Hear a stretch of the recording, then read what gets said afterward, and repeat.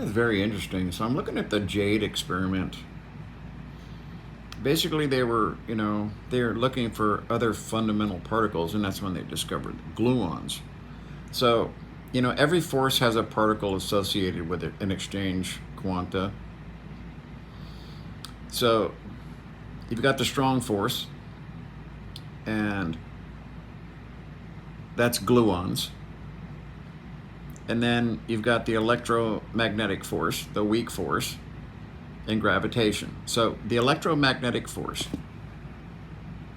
I've had two people get this answer right, and that is when you try to bring two magnets together of opposite poles and they attract, or you try to bring two magnets together of like poles and they repel, what is the particle associated with that? Very few people have got that right, because it's counterintuitive. When you think of photons, you think of light, and there's no light being exchanged. Look at the amount of force. I have two magnets up here that hold that up to my ceiling up there.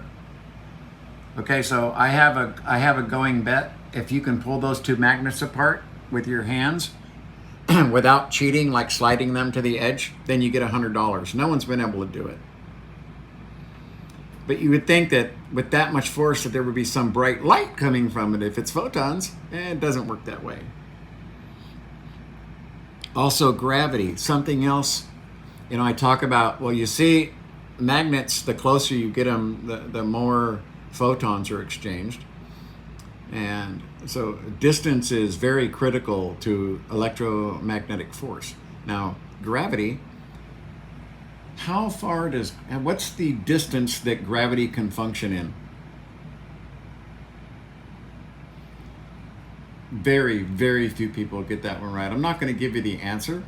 I think it would be fun for you to go and discover on yourself and go, holy shit, okay?